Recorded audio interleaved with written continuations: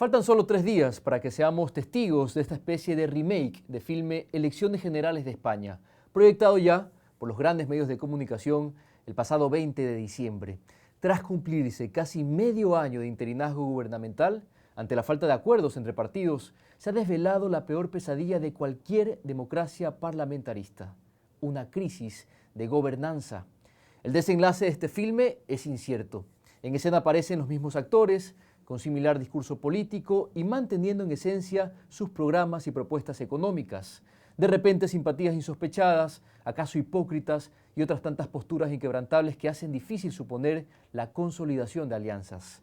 Los sondeos anticipan un resultado semejante al obtenido en las últimas elecciones, en las que ninguno de los 4 partidos, llámense Popular, Socialista, Podemos y Ciudadanos, logró una mayoría suficiente para gobernar en solitario y sin necesidad de incómodos pactos.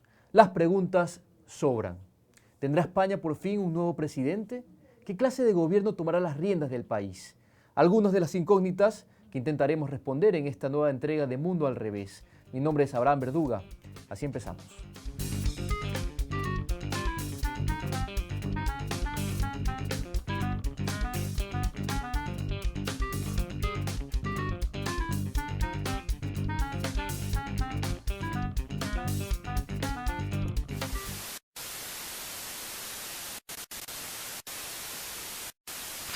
Y empieza el señor Iglesias, adelante.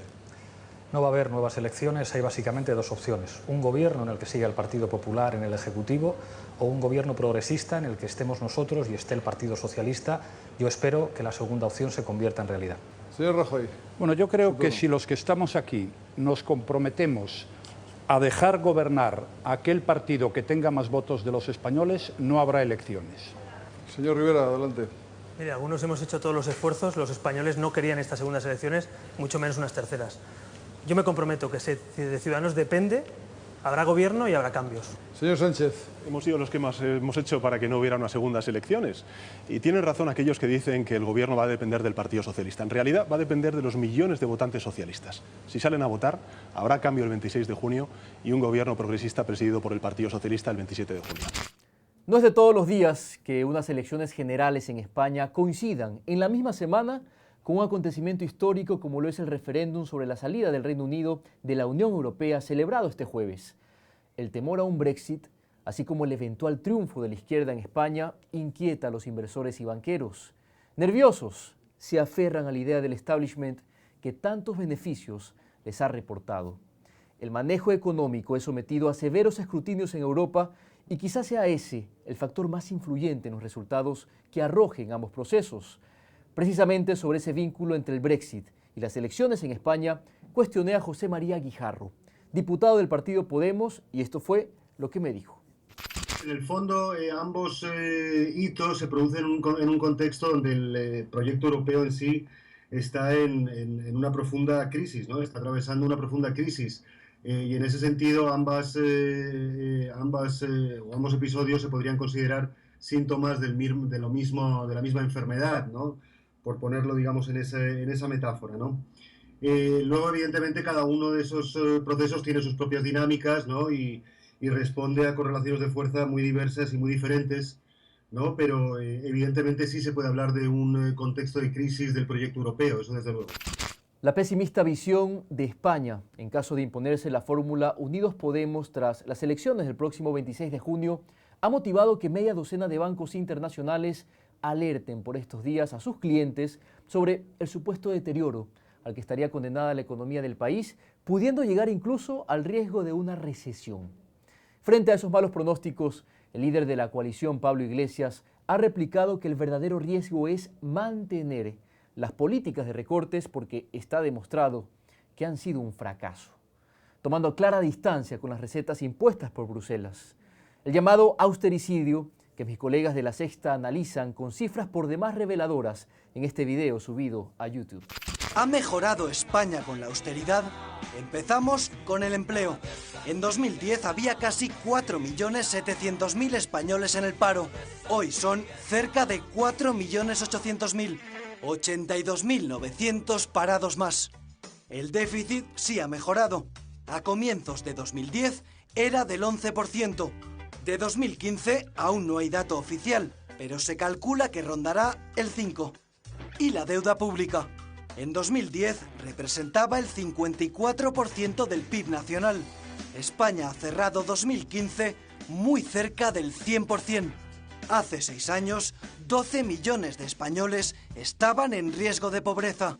A finales de 2014, el último dato de Eurostat, la cifra alcanzaba los 13,4 millones.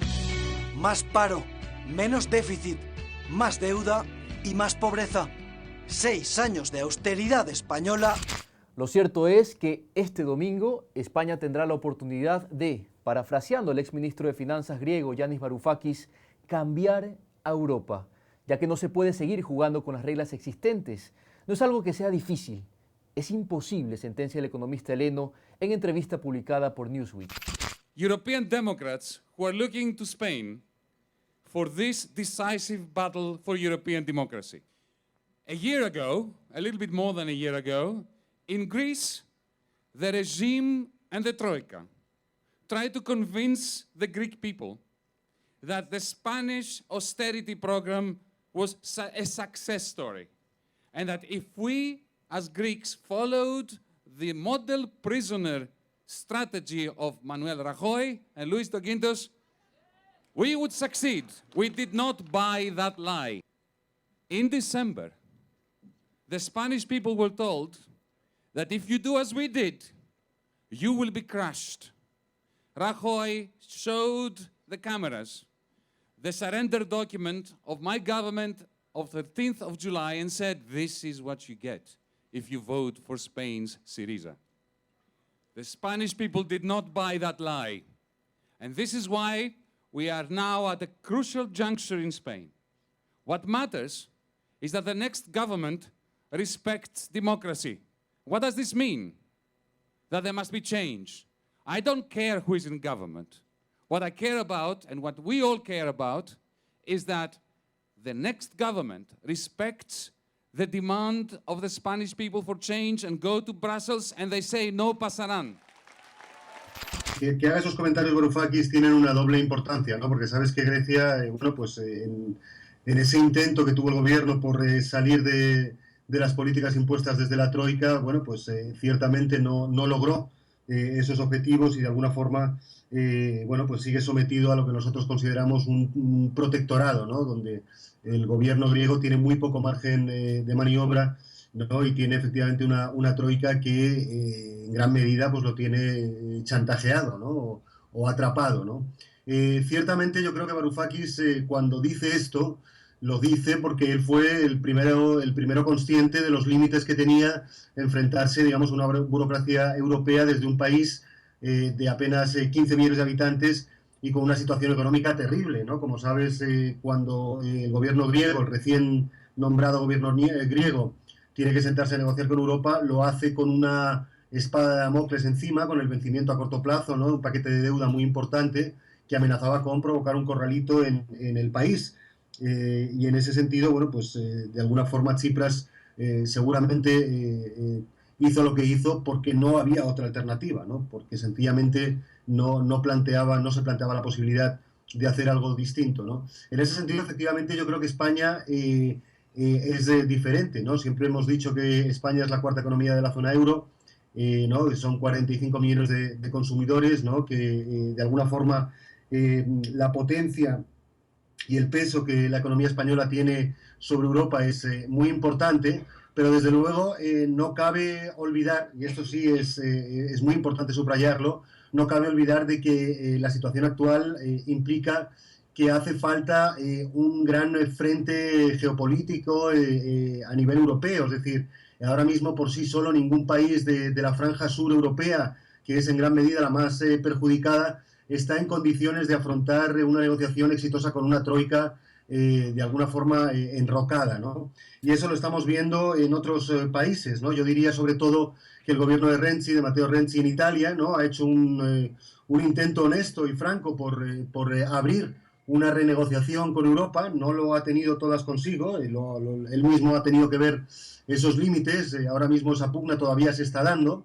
De alguna forma, Portugal, el gobierno portugués ha abierto también esa pugna con la burocracia europea, y por supuesto España vendría a sumarse a ese frente en construcción que, como digo, está llamado, creo yo, a liderar esa oposición tenaz, digamos, al planteamiento que desde Frankfurt y otras zonas del poder europeo se nos hace, ¿no? Sobre todo aquellas que responden a intereses muy particulares de un determinado sector de la banca alemana. O sea, ni siquiera estamos hablando de un problema, ¿no?, de enfrentamiento entre intereses nacionales, sino más bien entre intereses de un determinado sector, ¿no?, en Europa, que ha decidido hacer de la banca el principio y el fin del proyecto europeo, ¿no? Cosa que, como decimos, ¿no?, pues sería intolerable, ¿no? De hecho, pero en ese sentido, ya para terminar el planteamiento geoestratégico, evidentemente ahí falta hablar de Francia, ¿no? El gobierno de Hollande, un partido socialista de larga data en Europa, bueno, pues ahora mismo no está en condiciones, por desgracia, de liderar ese nuevo proyecto europeo, ¿no? El proyecto europeo que retome los valores que hicieron de Europa ¿no?, pues digamos un continente donde se respetaban los derechos sociales y en general los derechos humanos, ¿no? Por tanto, fundamental será atraer a esta gran coalición progresista europea, ¿no?, del sur de Europa al gobierno francés, aunque por desgracia ahora mismo digamos que está complicado. Yo confío en que la llegada de un gobierno de Podemos en España, ¿no?, junto con los socios italianos, portugueses, griegos, etcétera, bueno, pues logremos que los colegas y los compañeros franceses asuman este planteamiento. En el 2014, el semanario Newsweek pronosticaba que España se encontraba dividida por un aspirante a presidente con cola de caballo. Entonces no dejó de sorprender que un semanario norteamericano dedicara parte de sus páginas a quien decía que iba a romper el bipartidismo. Un joven con camisa blanca, vaqueros y cola de caballo que, lo describía el articulista Dan Hancock, parece más un profesor de posgrado que el líder de una fuerza política potencialmente revolucionaria. Y es que hasta ese año eso fue exactamente Pablo Iglesias, un profesor de Ciencias Políticas de la Universidad de Madrid que daba cursos llamados como Cine, Identidades Políticas y Hegemonía, con tópicos como la Revolución Boliviana y los movimientos de protesta del último día. Pero ¿qué lograría? Quizás sin sospecharlo, y al cabo de pocos años, el ser el representante de una tercera fuerza política con bastantes posibilidades de desplazar al Partido Socialista Obrero Español. Newsweek tenía razón, era solo cuestión de tiempo. Pero, ¿qué tuvo que ocurrir para que se presente un escenario como este? ¿Cuáles son los factores que propiciaron la fractura del sistema político tradicional y con ello el surgimiento de nuevas agrupaciones como Podemos o Ciudadanos? Conversamos con Fernando Casado, decano del Centro de Derechos y Justicia del Instituto de Altos Estudios Nacionales, el IAEN, y esto fue lo que nos dijo. Ya hemos visto que además Bruselas tiene muy poco respeto por la democracia. Pudimos ser testigo de ello cuando se celebró el referéndum en Grecia para aceptar o no las políticas o el paquete de austeridad desde Bruselas que se le imponía y la Troika. Y no tuvieron ningún problema y aplicaron sin contemplaciones, pese a las protestas de la población, todo ese tipo de paquetes neoliberales. Yo creo que esa política de restricción del gasto social no va a llevar a nada bueno. Se está de hecho ya comprobando cómo hay un empobrecimiento generalizado de la población, especialmente en la periferia de la Unión Europea, en países como Grecia, Italia, Portugal, España, pero en términos generales también en el resto del continente europeo occidental. De ahí que, por ejemplo, mientras que en el sur sí que se están presentando unas alternativas que ponen en tela de juicio desde la izquierda este tipo de políticas neoliberales, hay que tener mucho cuidado porque la salida desde el centro del norte de Europa están siendo partidos xenófobos de ultraderecha que en muchos recuerdan los peores momentos que ha pasado Europa. Por lo tanto, hay que cambiar esa dinámica y que los cambios no van a venir únicamente desde un país como podría ser España o como podría ser Grecia, pero sí que creando nuevas alternativas se pueden crear masas críticas que puedan tener una incidencia, sí, sobre la Unión Europea. Nos encontramos con que en estos días se va a celebrar el referéndum para pertenecer o no a la Unión Europea por parte del Reino Unido. Eso te muestra también la situación, la imagen tan mala que tiene la propia Unión Europea. Nos encontramos con que ha habido pues una destrucción prácticamente de Grecia sin ningún tipo de contemplaciones. Acaba de ganar el Movimiento 5 Estrellas en la ciudad de Roma, en las elecciones locales, que es también un partido antisistema. Nos encontramos con un tripartito que es un gobierno de izquierdas en Portugal, la descollante candidatura de Podemos en España. Entonces, ¿La tendencia entonces?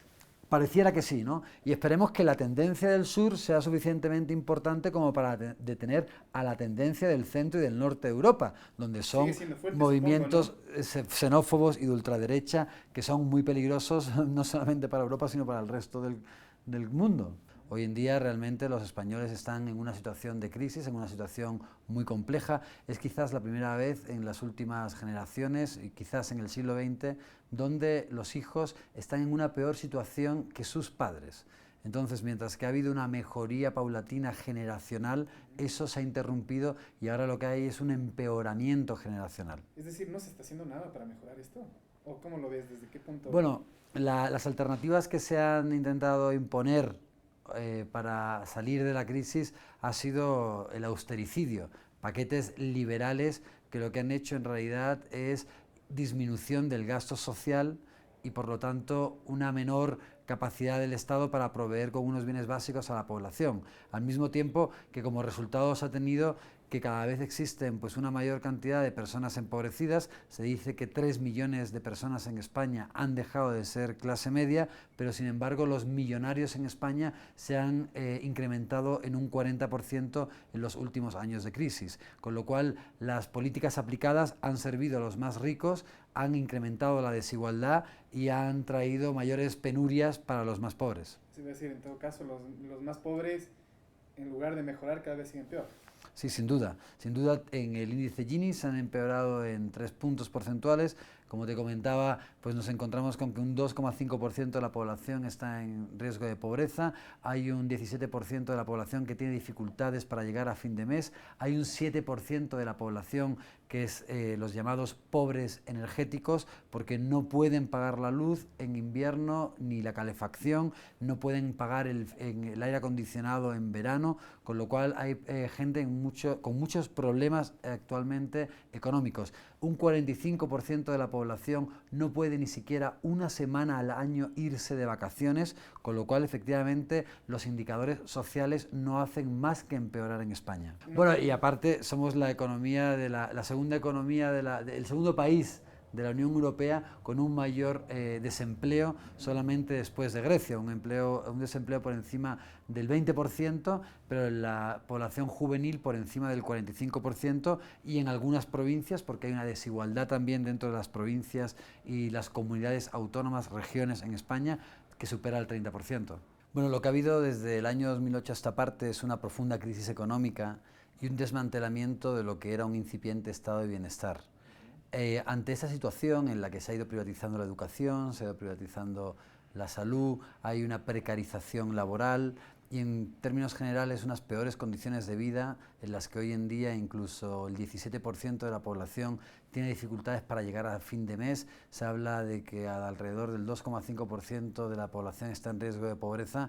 Pues obviamente lo que había sido el bipartidismo que regía la política española desde la transición tras la muerte de Franco en 1975 empieza a resquebrajarse, y ante la incapacidad por los dos principales partidos, el Partido Popular, PP, y el Partido Socialista Español, PSOE, pues surgen dos nuevas iniciativas que son hoy Unidos Podemos, una coalición de partidos de izquierdas, y el Partido Ciudadanos. Esta última agrupación ha sido calificada como la derecha de la derecha, acunada por el Partido Popular. Su representante es Albert Rivera, un abogado catalán de 35 años, actualmente diputado en el Congreso. Y la otra es Podemos, partido político de izquierda fundado y liderado por Pablo Iglesias, un politólogo de 38 años que fue eurodiputado entre los años 2014 y 2015, conductor del programa Fort Apache, que es posible verlo en Televisión Nacional, y secretario general del partido. Hay quienes los denominan como outsiders de la política española. Tengo mis dudas con respecto a uno de los perfiles, pero en todo caso, lo cierto es que ambos son rostros casi desconocidos hasta hace muy poco en la palestra pública y hoy representan una alternativa electoral por la que se decantan importantes sectores de la sociedad, como lo son, por ejemplo, los jóvenes. Ya hablaremos de ellos. Sobre el desgaste del PP y el PSOE, conversé con José María Guijarro, diputado de Podemos, y esta fue su lectura.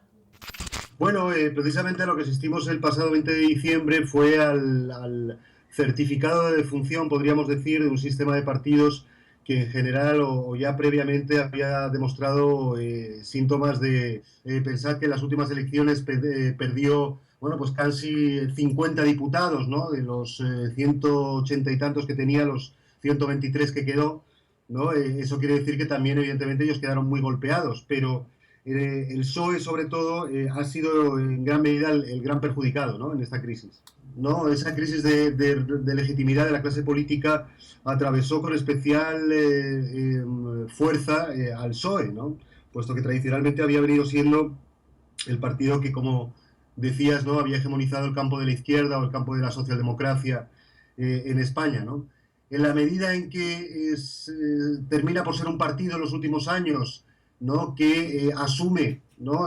Con todo tipo de obediencias, ¿no? Los mandatos equivocados de la Troika, y no solo genera un problema económico tremendo, sino sobre todo un drama social terrible, pues eso quiere decir que su alejamiento de los preceptos y principios de izquierda hacen que sea este el partido que asuma en mayores proporciones la crisis de legitimidad del régimen de partidos en España.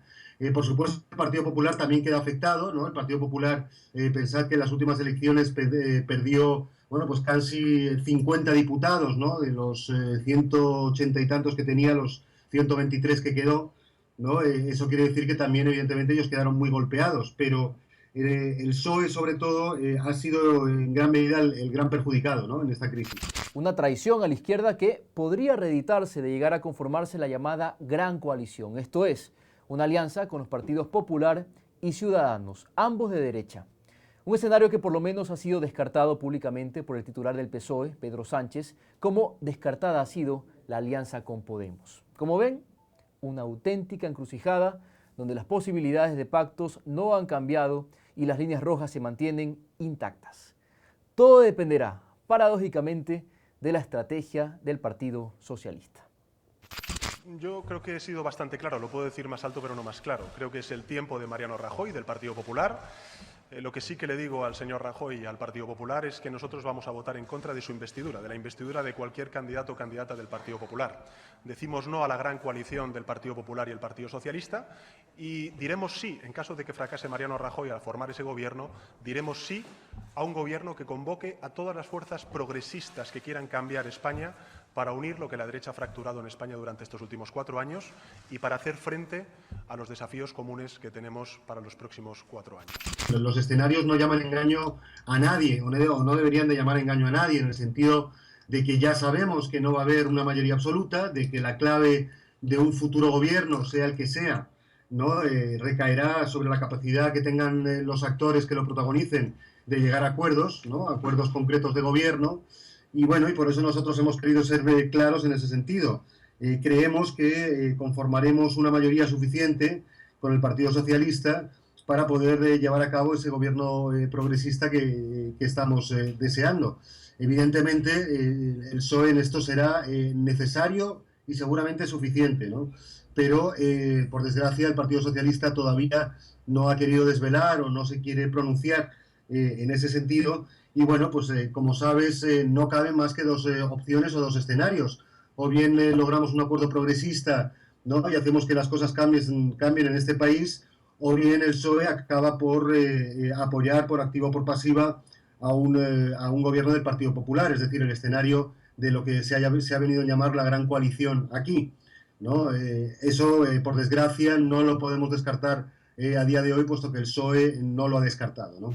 Pareciera que va a haber una movilidad mínima de los partidos en torno a las elecciones pasadas, debido a que hay menos partidos en los que repartir escaños, ya que la ley D'Hondt siempre beneficia a las mayorías, pues es posible que esa coalición de Izquierda Unida y de Podemos en Unidos Podemos dé lugar no solamente a que haya una mayor cantidad de escaños que en las pasadas elecciones, llegando a 93, sino que también se le roben muchos escaños al Partido Popular, que baje de 123 a 114, que también se le hayan arrebatado al PSOE votantes y escaños, que pasaría de 90 a 82, y que de alguna forma pues veamos que después de que no se pudieron hacer coaliciones en las elecciones de diciembre del 2015, ahora, dado el crecimiento que va a tener Unidos Podemos y que será el único partido que va a crecer, pues esté muy claro que se tiene que negociar con Unidos Podemos para hacer un gobierno de cambio en España.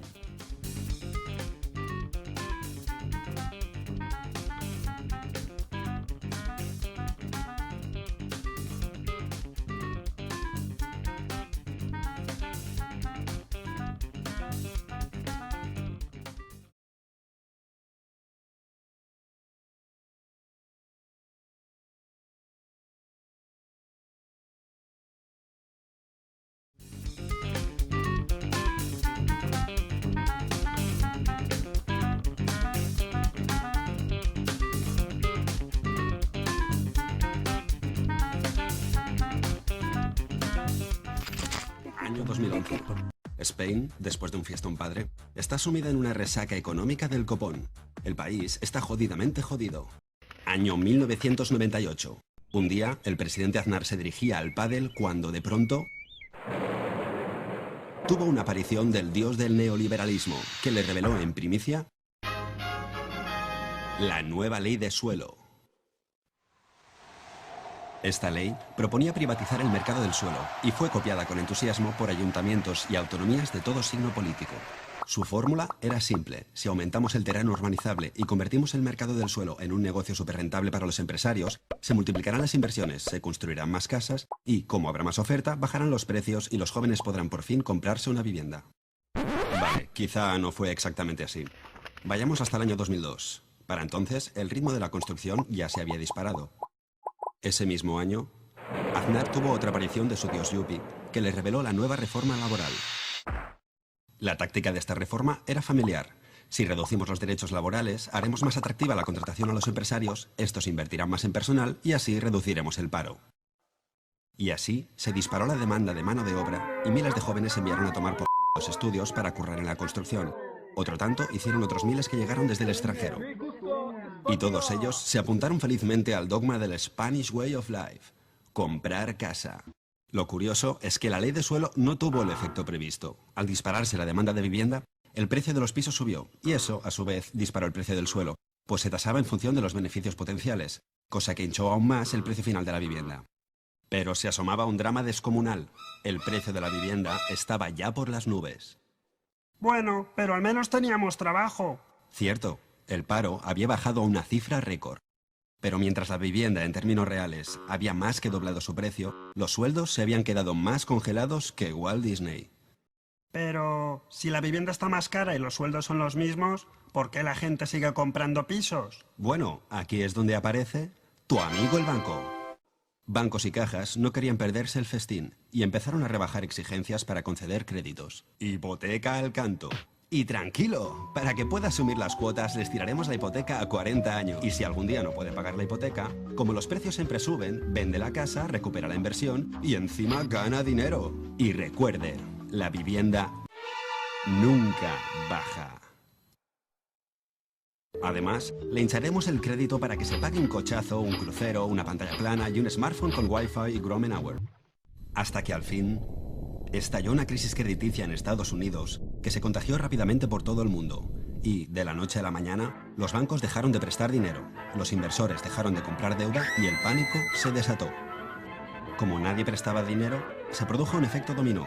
El consumo se desplomó, se contrajo la economía, las empresas empezaron a hacer despidos en masa y las familias sin trabajo fueron expulsadas de sus casas por impago. Sin darnos cuenta, habíamos llegado a ese futuro al que habíamos estado robando el dinero. Y descubrimos, de pronto, que éramos pobres. Y lo que es peor, que nunca habíamos dejado de serlo. Hablemos de los jóvenes, uno de los sectores más gravitantes en el contexto actual.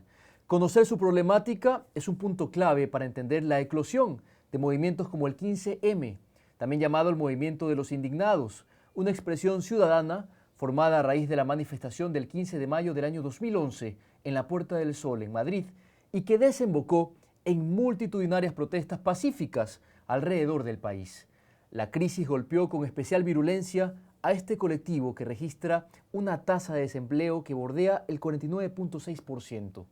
La media de la zona euro es del 22.3% y las de los 28 países de la Unión Europea del 20.7%.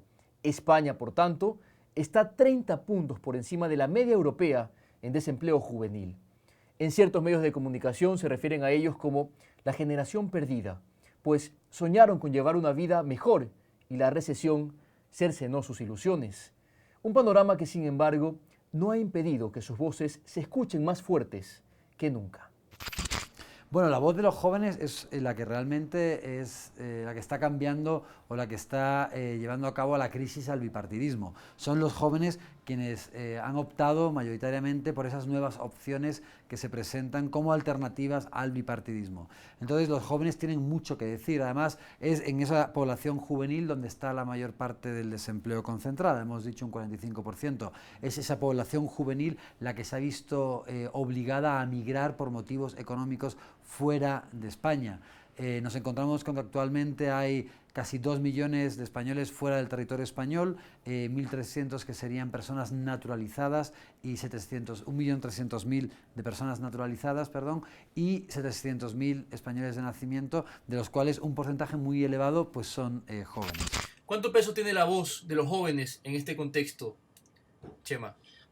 Bueno, mira, yo creo que, a ver, los jóvenes en todo el proceso político que lleva viviendo España en los últimos 5 o 6 años han sido fundamentales, ¿no? Y cuando hablo de 5 o 6 años hablo de que Podemos de alguna forma es en gran medida causa y consecuencia de ese mismo proceso, ¿no? Es un proceso mucho más grande que Podemos, ¿no? Podemos en gran medida es solo una manifestación política concreta, ¿no? De todo lo que se ha venido cuajando en esos últimos 5 o 6 años, ¿no?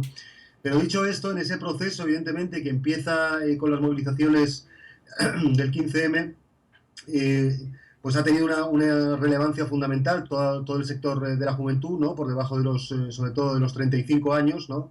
Que han sido en gran medida los más abofeteados, ¿no? Por esta crisis, ¿no? Esa generación que es la más preparada a nivel formativo de nuestra historia y que sin embargo ha sido maltratada, malgastada, ¿no? Y ha sido de alguna forma desperdiciada, ¿no? Claro, no es de extrañar que su reacción o que la reacción inicial que estalle, ¿no? Que haga estallar ese proceso o levante esa chispa provenga de ese sector joven que ha sido tan perjudicado.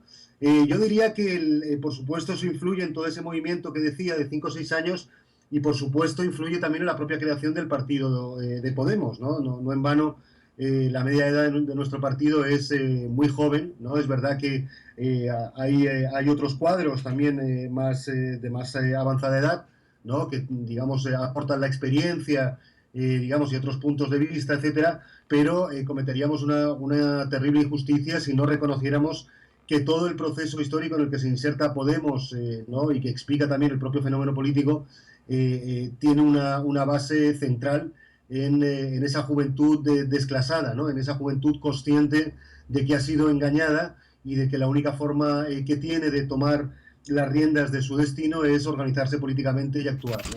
La recuperación del estado de bienestar fue el punto de partida en el debate para la formación de Podemos. Los desafíos fueron recogidos en el documento titulado Un proyecto económico para la gente. Toda una apuesta hacia un modelo de gestión señalado por ciertas facciones políticas como un plan populista e inviable en un contexto de crisis. Yo creo que realmente el problema es el mal reparto que existe, ¿no?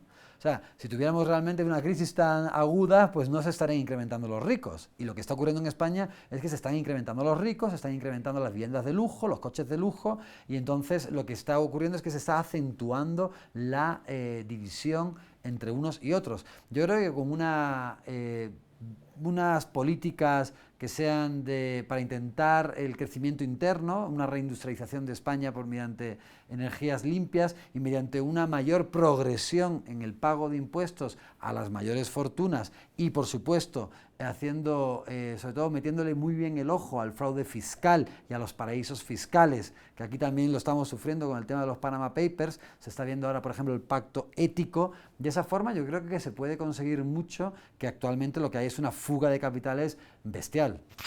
Yo creo que por un lado hay no solo hay un argumento moral, ¿no?, que tiene que ver con el hecho de que precisamente un Estado se justifica en la medida en que es capaz de proporcionar a sus ciudadanos una red de bienestar mínimo, ¿no? Una serie de derechos mínimos que tienen que ver, pues eso, con los derechos universales a la salud, a la educación, ¿no?, a tener una vejez digna, ¿no?, con una pensión y una atención digna, a tener un trabajo digno, a tener una vivienda digna, en fin, a todo aquello que hemos venido reclamando todos estos años. Por lo tanto, siempre decimos que el proyecto en común, que representa siempre un proyecto nacional, un proyecto estatal, como el que nosotros defendemos, solo puede justificarse en la medida en que seamos capaces de cumplir con esas metas, ¿no?, y con hacer del Estado efectivamente una herramienta de redistribución, digamos, y de bienestar social y de garantías para todas y todos, ¿no?, de tal forma que el Estado nos dé siempre la seguridad de que te puede ir bien o te puede ir mal en la vida, no va a dejar de haber, digamos, desigualdades sociales y a gente que le vaya muy bien, felicidades por ello, pero siempre tendrá que haber un Estado, ¿no?, y ese es nuestro proyecto, que asegure unas condiciones mínimas para que se cumplan los derechos humanos y el artículo 25 que siempre hemos defendido, ¿no? Dicho esto, además, lo que se ha demostrado también es que no es solo una cuestión moral, ¿no? Hay también una cuestión de eficiencia, ¿no?, que hace que el argumento tecnocrático de alguna forma se vuelva en su contra. No solo, digamos, las políticas austericidas o aquellos que han puesto en marcha esas políticas han demostrado esa falta de calidad moral a la hora de implementarlas, sino una falta de eficiencia terrible. Ya después de 6 años donde no han hecho otra cosa más que políticas de ajustes y demás ajustes, ya podemos decir que el resultado de esas políticas ha sido nefasto, no ha servido para lo que inicialmente se habían propuesto, y en ese sentido, digamos, no solo hay que sumar al argumento moral el error de estas políticas, sino el propio argumento tecnocrático, el fracaso real, objetivo de las mismas, ¿no? Un discurso incómodo para el status quo que se traduce en reacciones de todo tipo. La campaña de desprestigio contra Podemos tiene algunos frentes. Ya mencionábamos las alertas generadas por la banca ante un eventual triunfo del progresismo. A ellos se suman los señalamientos respecto al supuesto vínculo de la agrupación con gobiernos de América Latina como Venezuela, Bolivia o Ecuador. El IBEX 35, que son las principales empresas que cotizan en bolsa, pues ven muy negativo un partido como Podemos. Y han apostado, de hecho, porque el bipartidismo se regenere con Ciudadanos, y así lo han dicho de manera expresa. ¿Pero por qué? Porque efectivamente a las transacciones que se hagan en el mercado de capitales, mayoritariamente es basado en la mera especulación, ya se está hablando de tener algún tipo de tasa, algún tipo de tributo que pagar, por mínimo que sea, porque estos tipos hacen y deshacen como les da la gana con total impunidad, y eso no puede ser, porque de hecho de ahí que se empobrezcan muchos y que se enriquezcan unos pocos. Dicho esto, nosotros siempre lo hemos dicho, ¿no? Evidentemente los referentes internacionales que toma Podemos son múltiples, ¿no? Siempre hemos hablado, ¿no?, de modelos de Estado que aquellos que más nos seducen tienen que ver, pues, con estados fuertes como los nórdicos, ¿no?, como el sueco, como el finlandés, ¿no?, que han demostrado su calidad, por ejemplo, en los sectores educativos de carácter público, etcétera, ¿no?, y cómo eso ha contribuido a dar igualdad de oportunidades para todo el mundo. Pero, por supuesto, incluye también la influencia política, ¿no?, de otros episodios en la historia, ¿no?, y en la geografía del ancho globo, como los que se han producido en los últimos años en América Latina. Evidentemente, hay un reflujo, ¿no?, que se está viviendo en el continente, y eso es innegable, pero igual que decimos esto, también es cierto que hubo un proceso acelerado de reformas iniciadas desde América Latina, ¿no?, hace ya más de una década, reformas que comenzaron en Venezuela, ¿no?, en muchos sentidos, que inspiraron a otros países latinoamericanos y del mundo, ¿no? a llevar a cabo políticas más sociales y más orientadas al bienestar de la gente. Y en ese sentido nosotros, o yo por lo menos, me siento influenciado, si se puede decir de alguna forma, por ese proceso, ¿no? Como me puedo sentir, por supuesto, muy influenciado por el propio proceso ecuatoriano, que como sabes conozco bien, o como otros procesos que se han dado en la historia, ¿no? Siempre pienso en la Revolución de los Claveles en Portugal, ¿no? En el 73-74, ¿no? Pienso también en fin, en todos esos cambios, ¿no? que han hecho de los pueblos ¿no? pues protagonistas de su historia en un determinado momento, ¿no? Desde América Latina, ¿no? Hace ya más de una década, reformas que comenzaron en Venezuela, ¿no? En muchos sentidos, que inspiraron a otros países latinoamericanos y del mundo, ¿no? a llevar a cabo políticas más sociales y más orientadas al bienestar de la gente. Y en ese sentido nosotros, o yo por lo menos, me siento influenciado, si se puede decir de alguna forma, por ese proceso, ¿no? Como me puedo sentir, por supuesto, muy influenciado por el propio proceso ecuatoriano, que como sabes conozco bien, o como otros procesos que se han dado en la historia, ¿no? Siempre pienso en la Revolución de los Claveles en Portugal, ¿no? En el 73-74, ¿no? Pienso también en fin, en todos esos cambios, ¿no? que han hecho de los pueblos ¿no? pues protagonistas de su historia en un determinado momento, ¿no? Pediremos consejo en muchas cosas, porque nosotros somos ahora un actor que tiene la potencia de ser outsiders, pero al mismo tiempo tenemos una enorme soledad. Nosotros lo valoramos mucho. Y te vemos con mucha esperanza. Qué bien. La cuestión es que los problemas base son los mismos. ¿Quién domina la sociedad? Para ver qué rumbo toma esa sociedad. Y lo que he visto en algunas entrevistas te demuestra la alteración de valores. No importa que la gente esté sin casa. Claro, claro. Que Europa crea que España es incumplida, qué horror. Que no los inviten a los cócteles de Fondo Monetario, eso sí es terrible. Porque la gente no tenga casa, no hay problema. La gente se suicida porque le quitan la casa, eso no hay problema. Es una alteración de valores. Dicho oficialmente, Pablo Iglesias, ¿qué es eso de ir a Bolivia o ir a Ecuador? Debería ir a Alemania a hablar con Merkel. Toma ya.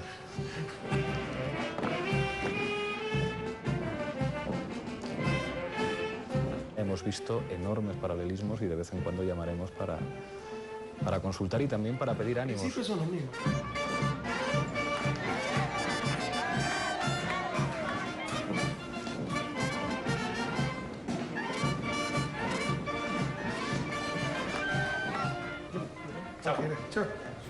El próximo domingo, más de 36 millones de españoles con derecho al voto elegirán a 350 diputados, quienes a su vez designarán al nuevo gobernante de un país donde habitan alrededor de 400.000 compatriotas ecuatorianos.